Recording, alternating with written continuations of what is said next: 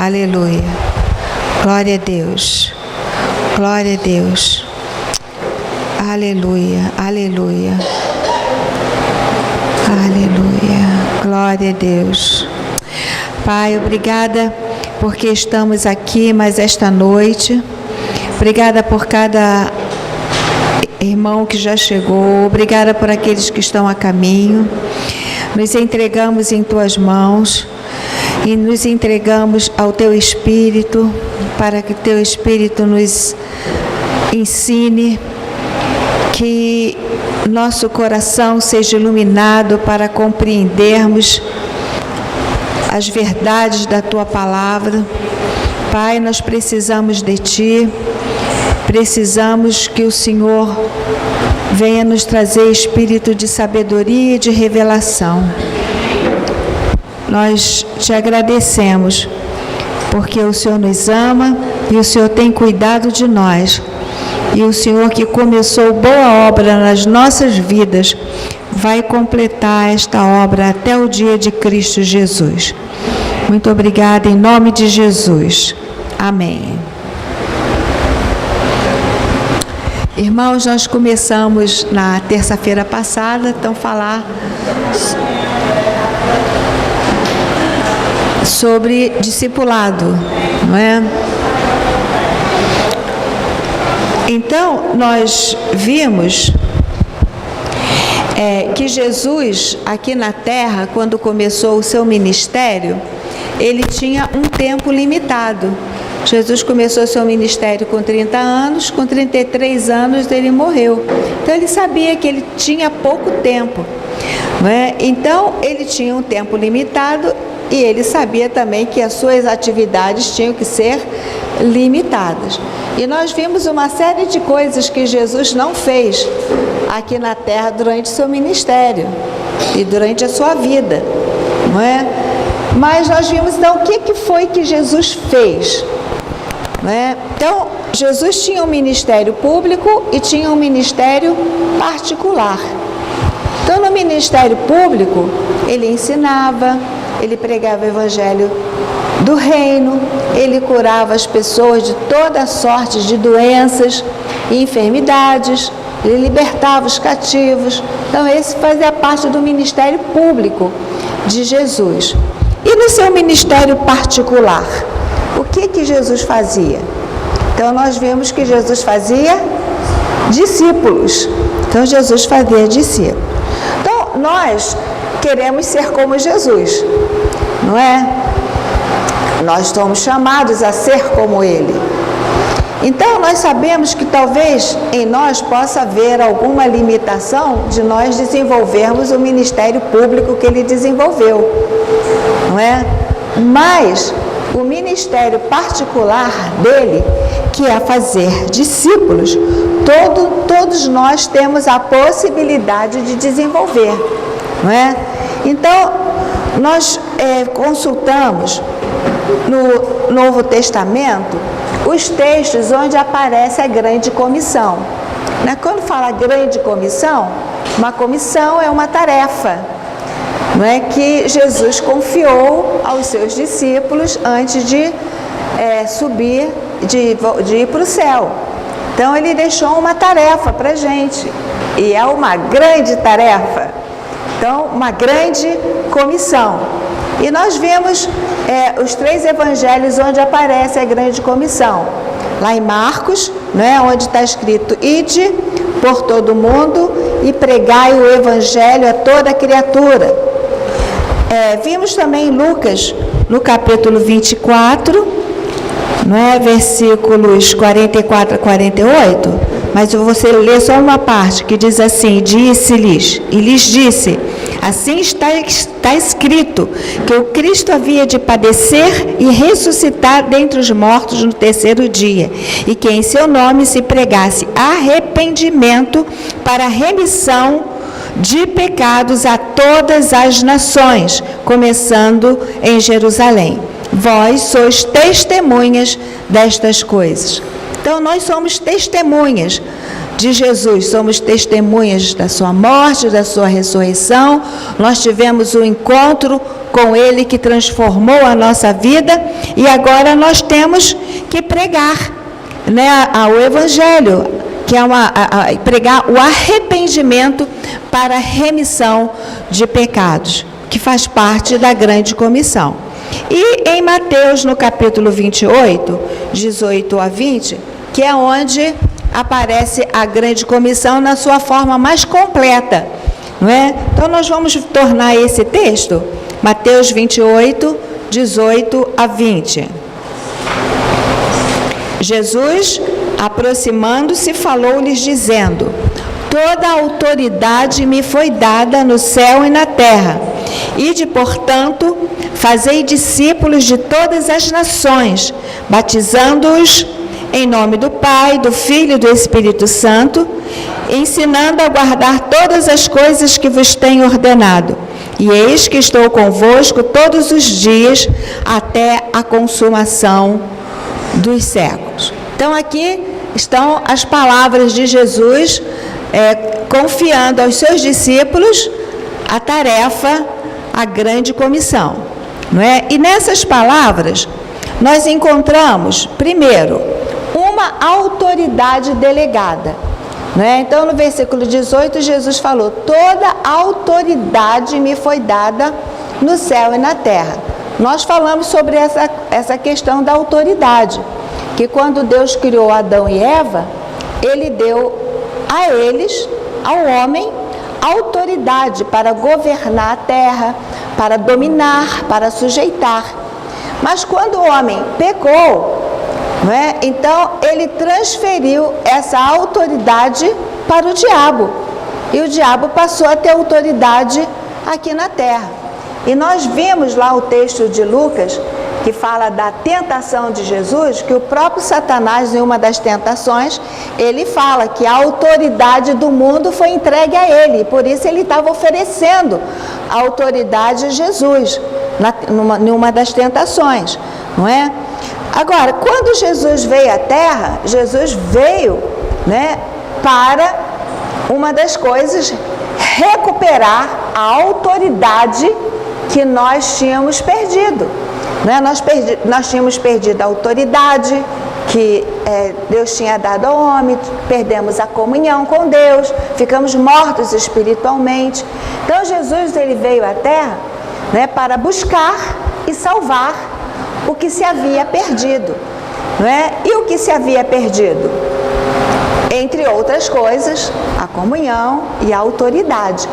Não é? Então Jesus, por meio da sua morte e da sua ressurreição, porque nós sabemos que quando Jesus morreu, o espírito dele foi ao inferno, foi à casa de Satanás, né? E ali, quando ele ressuscitou, ele toma as chaves da morte e do inferno, né? E recupera a autoridade e ressuscita, né? Por isso esse texto aqui começa, né, Jesus dizendo: toda a autoridade me foi dada no céu e na terra. Ide, portanto, com esta autoridade, fazei discípulos de todas as nações. Então aqui a gente tem uma ordem dada pela autoridade máxima do universo, né? Jesus tem toda a autoridade no céu e na terra. E ele, a autoridade máxima do universo, está nos dando uma ordem, está nos mandando fazer algo, não é? Então eu creio que uma ordem de uma autoridade máxima do universo precisa ser encarada com muito respeito, com muita atenção, com temor e tremor, para nós fazermos o que ele está mandando. Amém, gente? Amém? Bom, então nós temos aqui uma autoridade delegada. Essa palavra delegada quer dizer autorização para agir em nome de outro. Não é? Então a autoridade, toda a autoridade pertence a Jesus, mas ele nos deu autorização para nós agirmos na terra em nome dele. Nós temos o nome de Jesus, e o nome de Jesus tem toda a autoridade. Amém? E nós podemos então fazer o que ele mandou, usando o nome dele, usando o poder dele, usando a autoridade dele. Então, na grande comissão, primeiro a gente encontra uma autoridade delegada e segundo, uma ordem a ser cumprida. Então, nós vimos que nesse texto aqui, a gente encontra dois imperativos, não é? Que é ide e fazei discípulos. Então, tanto no português, quanto no inglês, quanto no espanhol, nessas três línguas aparecem esses dois verbos no imperativo. Mas no grego, que é a língua original do Novo Testamento, aparece um imperativo apenas, né? E o imperativo que aparece no grego é fazei discípulos. Os outros verbos são verbos auxiliares que estão no gerúndio, não é? Como batizando, ensinando. No grego é indo, ao invés de ide, no grego está indo, não é? Como batizando e ensinando. Então, é no nosso ir, no nosso dia a dia, na escola, no trabalho, na vizinhança, nos nossos relacionamentos, não é? Que nós vamos fazer discípulos, amém? Fazer o que ele mandou. Então, aqui eu usei a mesma palavra, ordem, mas com dois sentidos diferentes, não é? Primeiro tem a ver com imperativo, que a gente sabe que imperativo é uma ordem, algo que se manda fazer. Então, o fazer discípulo é uma ordem, porque Jesus nos mandou fazer isso. Mas depois eu usei a palavra ordem também, já num outro sentido, no sentido de uma sequência de coisas, uma disposição das coisas. Quando Jesus falou para nós fazermos discípulo, ele falou indo, batizando e ensinando. Então, foi Jesus quem mandou fazer discípulos e ele mesmo estabeleceu a ordem das coisas. Aí agora eu estou usando a ordem, não no sentido de mandar, mas no sentido de primeiro, segundo, terceiro, tá? Disposição das coisas. Então é uma mesma palavra, mas que tem dois sentidos diferentes. Estão entendendo? Amém? Para não fazer confusão. A palavra é a mesma, mas os sentidos são diferentes. Uma é uma ordem de mandar, ordenar, né?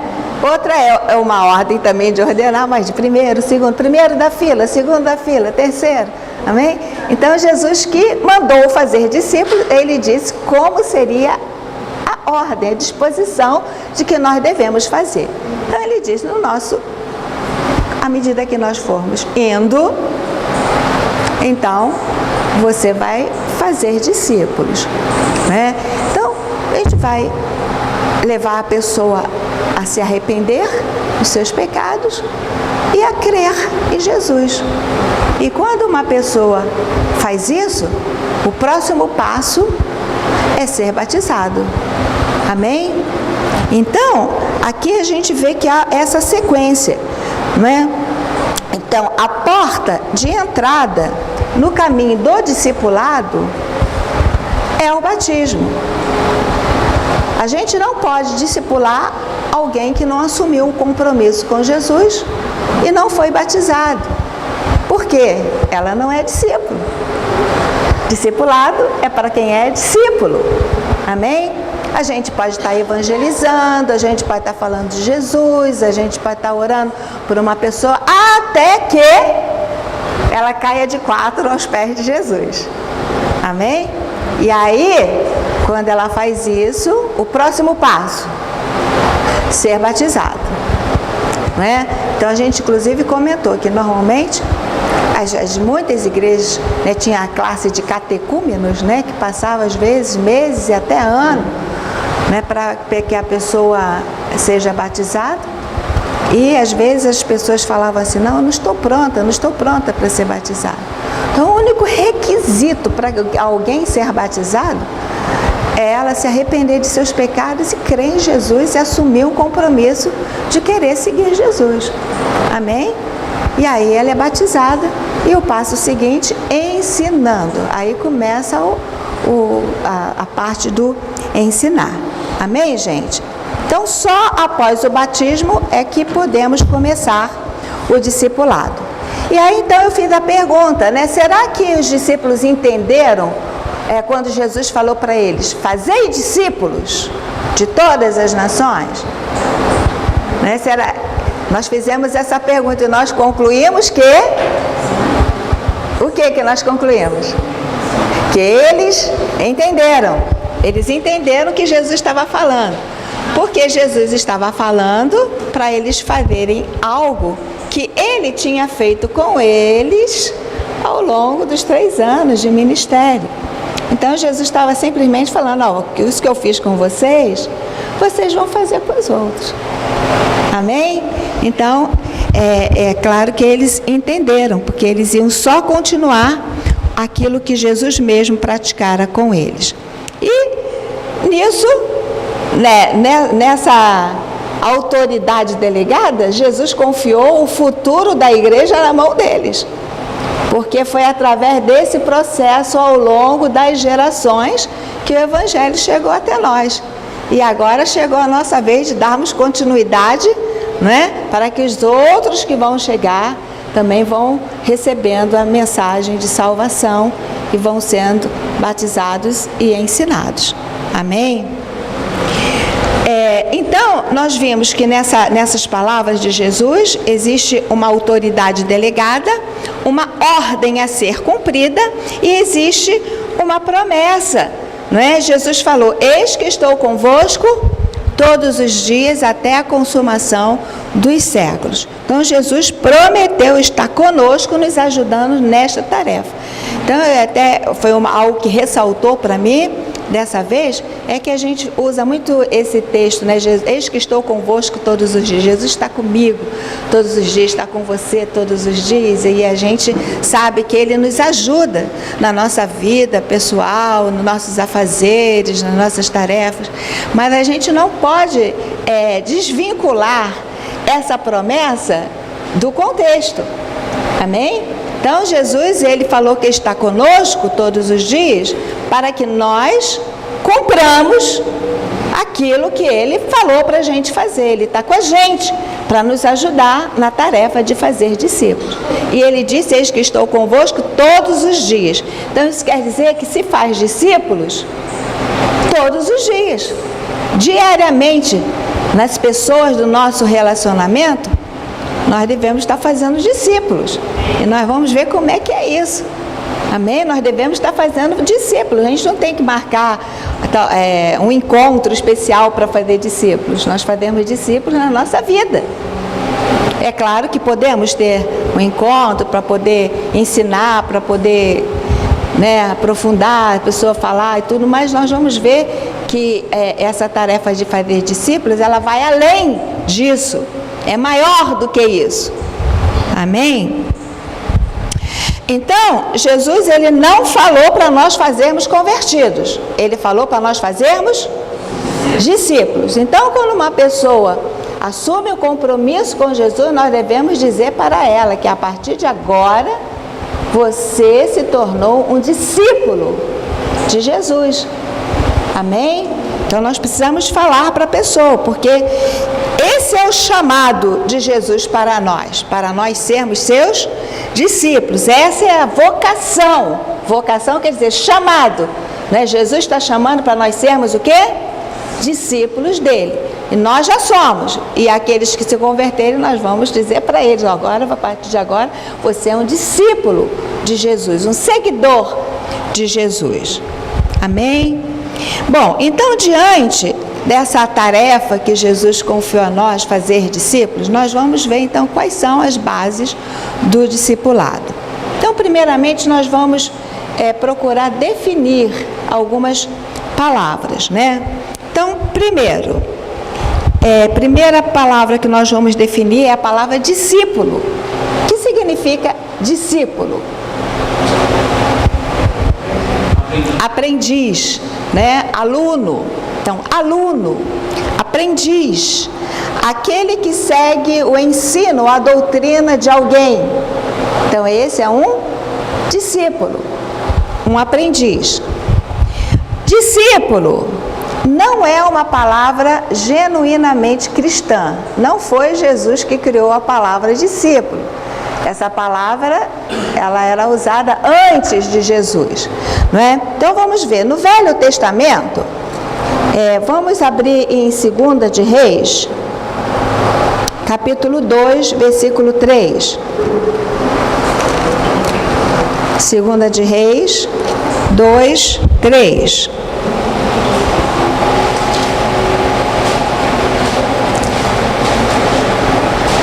Amém?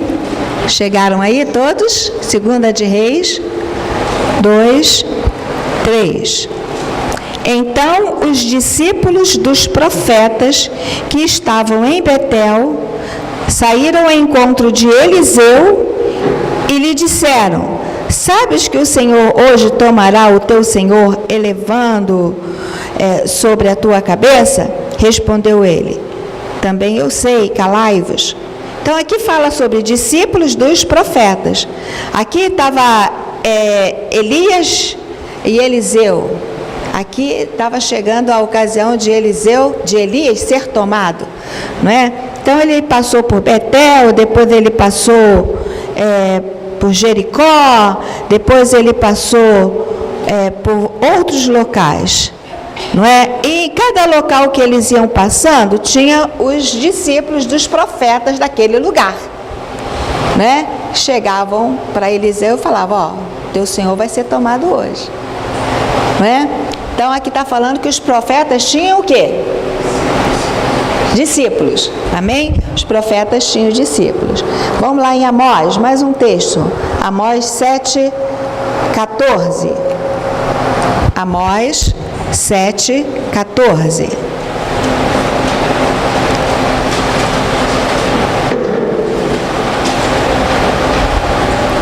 Diego, lê esse versículo para a gente. Respondeu Amós e disse a Amazias: eu não sou profeta, nem discípulo de profeta, mas boeiro e colhedor de sicomoros.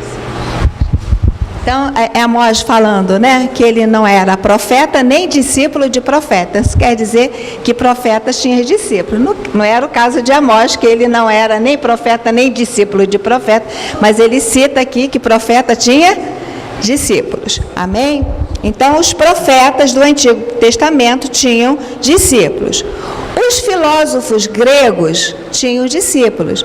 Eu fui lá no dicionário e procurei Platão, não é? Então, vem escrito assim: Platão era filósofo grego, discípulo de Sócrates e mestre de Aristóteles. Não é? Então, você vê que os filósofos, eles tinham discípulos. Então, Sócrates era o mestre, Platão era o discípulo. Depois, Platão se tornou o mestre e ele era o mestre de Aristóteles, e Aristóteles era discípulo de Platão. Amém? Então, os filósofos gregos tinham discípulos. Os fariseus também tinham discípulos. Vamos lá para Mateus, capítulo 22, versículos 15 e 16.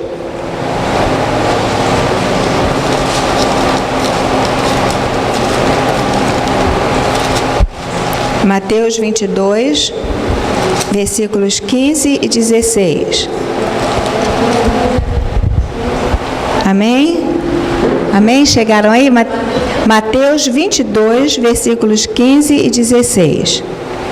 Então, retirando-se os fariseus, consultaram entre si como o surpreenderiam em alguma palavra, e enviaram-lhe discípulos, juntamente com os herodianos, para dizer-lhe: Mestre, sabemos que és verdadeiro, que ensinas o caminho de Deus de acordo com a verdade, sem te importares com quem quer que seja, porque não olhas a aparência dos homens. Então, aqui a gente encontra os fariseus enviando discípulos deles, dos fariseus a Jesus, porque queriam surpreender Jesus em alguma falta.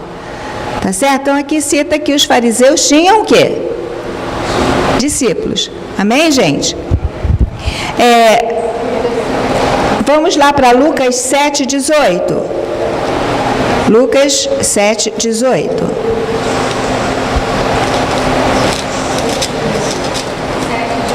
Lucas 7:18. Outro abre em João 3:25. Lucas 7:18, outro abre em João 3:25. Você está com qual, Lucas? Então, os discípulos de João lhe relataram todos esses acontecimentos. E João, chamando 2 deles... Tá.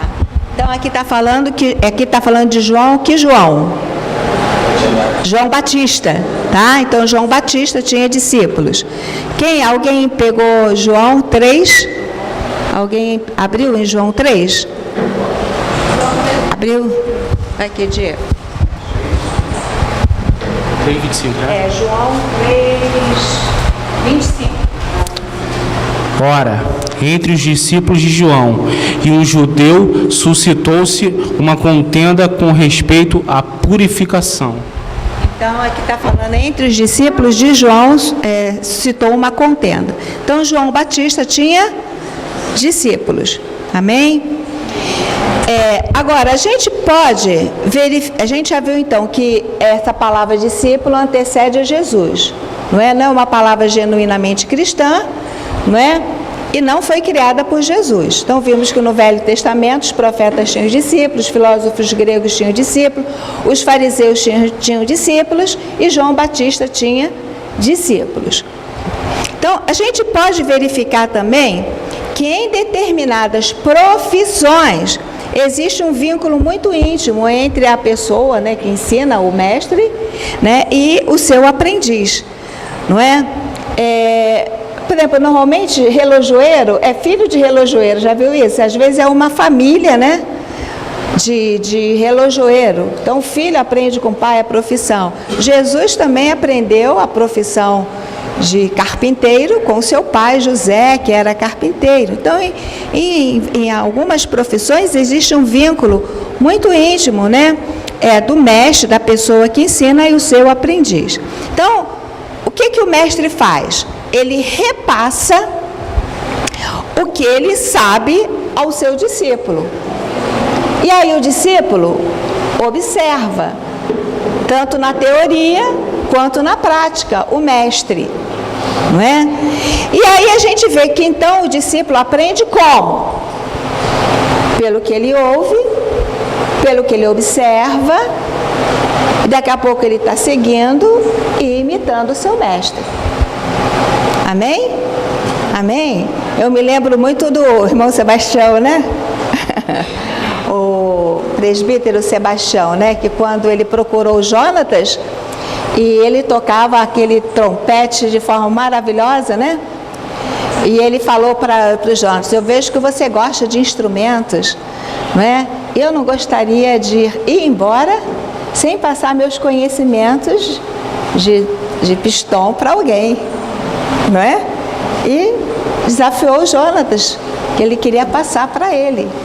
O Jonatas foi lá, comprou um pistão de segunda mão, né? E começou. Né? E aí eu comecei a ouvir os primeiros sons do trompete lá em casa, né? Era um som meio assim esquisito, meio... Até que foi saindo um som, não é? Joia, não é?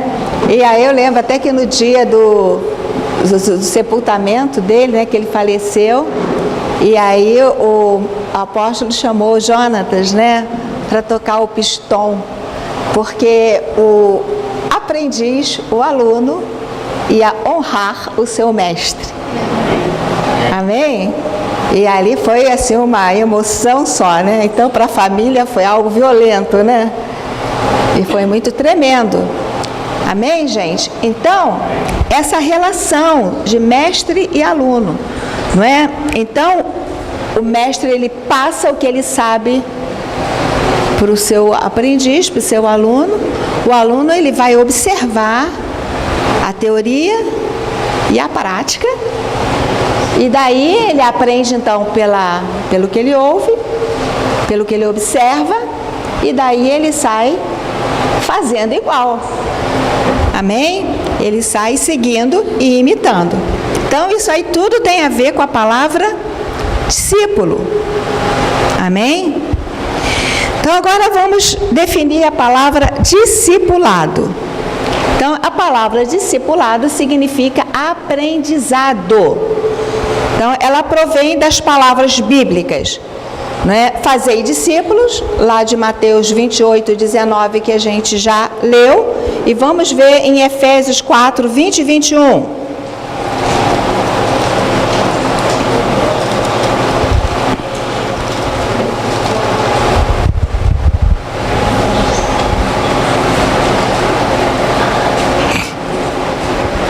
Efésios 4:20 e 21. Mas não foi assim que aprendestes a Cristo, se é que de fato o tendes ouvido e nele foste instruídos, segundo é a verdade em Jesus. Então, essa palavra aqui, aprendeste, literalmente no original significa fostes feitos discípulos. Alguém tem uma versão diferente? Eu acho que é na linguagem de hoje que fala. Você tem linguagem de instruídos. Não, mas esse versículo 21, não, versículo 20. Tem uma versão, acho que é na linguagem de hoje, que fala sobre você se tornou um seguidor de Jesus. Não é? Então, essa ideia, né, de que foste feitos discípulos, você foi feito um seguidor de Jesus. Amém? E tem a ver o quê? Com instrução, né, porque nele foste instruídos, segundo é a verdade. Quer dizer, você ouviu e você recebeu a instrução. E agora você se aprendeu, então você tem que fazer aquilo que você ouviu e que você foi instruído. Então, foste feitos discípulos. Amém? Então, discipulado significa, então, aprendizado. Então, no grego, a raiz das palavras discípulos, fazei discípulos, então, tem sua ideia original na prática da antiguidade de um aluno seguir seu mestre e seu ensino. Amém, gente? Então, a raiz das palavras, dessa palavra discípulos e fazei discípulos, no grego, tem sua ideia original nessa prática da antiguidade de um aluno seguir o seu mestre e seu ensino. Né? Então, tendo esse entendimento do significado dessas palavras na raiz do original, que é o grego, nós vamos poder então ampliar essas duas definições. Né? Então nós vamos ampliar a definição da palavra discípulo, que nós já vimos que é aprendiz, aluno, aquele que segue a doutrina de alguém. Não é? Então, entendendo essa relação que existe entre mestre e aluno, e essa coisa da antiguidade, né, de o aluno seguir seu mestre e seu ensino, então nós vamos ampliar essas duas definições. Então, um discípulo é uma pessoa cujo compromisso principal na vida é seguir a seu mestre, desenvolver-se para ser como seu mestre e fazer a vontade do seu mestre. No nosso caso, quem é o nosso mestre? Jesus, não é? Então, se nós somos discípulos de Jesus, não é? Segundo essa definição, né, nós devemos ser uma pessoa cujo compromisso principal na vida é seguir a Jesus desenvolver-se para ser como Jesus e fazer a vontade de Jesus. Então, observe que o coração da definição da palavra discípulo está no Mestre, está em Jesus, em ter compromisso com Jesus, em se desenvolver para ser como Ele, né? E para fazer a vontade dEle. Amém? Então, essa definição vai nos esclarecer algumas coisas. Isso é muito importante que a gente entenda nessa relação de discipulado, não é? Então, nunca devemos ser discípulos de outra pessoa que não seja Jesus. Amém? Isso daí, essa definição nos esclarece esse ponto que é muito importante, que nós nunca devemos ser discípulos de nenhuma outra pessoa que não seja Jesus. Agora, é claro que ajuda muito se a gente tem um discipulador humano que reflete a pessoa de Cristo e nos guia nesse processo. É claro que isso ajuda muito, mas nunca devemos cair no erro de pensar que nós somos discípulos dessa pessoa. E nem nunca devemos cair no erro de pensar que outras pessoas são nossos discípulos. Amém? Então a tarefa daquele que discipula é sempre apontar a Cristo e levar as pessoas a Cristo e nunca trazê-las para nós. Amém? Isso é muito importante nessa tarefa do discipulado. Então vamos ver João, Evangelho de João, capítulo 1. Evangelho de João,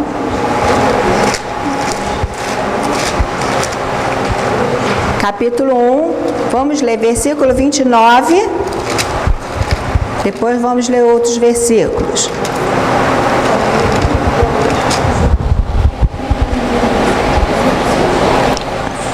Evangelho de João 1, 29. Amém? Todos estão aí? Então vamos ler juntos. No dia seguinte, viu João a Jesus, que vinha para ele e disse: Eis o Cordeiro de Deus que tira o pecado do mundo. Versículo 36. E vendo Jesus passar, João disse: Eis o Cordeiro de Deus. Aí no versículo 37, os dois discípulos, ouvindo dizer isto, seguiram Jesus. Amém? Então, é muito interessante isso, né?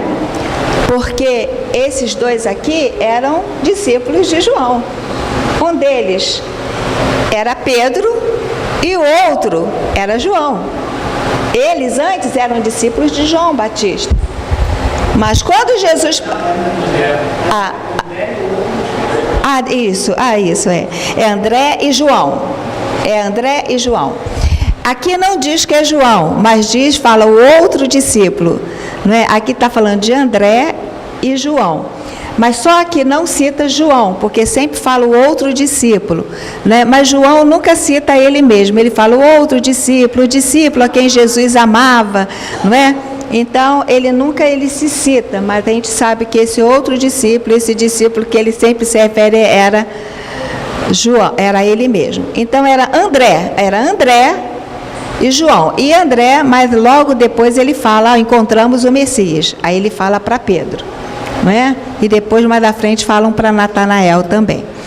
Bom, então, mas o que eu quero mostrar é que João, ele não estava querendo segurar os discípulos para ele, mas quando Jesus passou, ele falou, esse aí é o Cordeiro de Deus, que tira o pecado do mundo. Mais uma vez Jesus passou, eis o Cordeiro de Deus.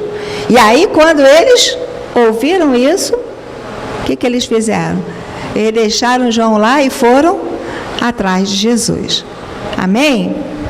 Então, em nosso discipulado, temos que apontar para Jesus e levar as pessoas a seguirem a Jesus e não a nós. Vamos agora ver uns textos em 1 Coríntios, em que Paulo ele teve que dar uma advertência bem séria ao povo desta igreja nessa questão. 1 Coríntios 1, 10 a 13.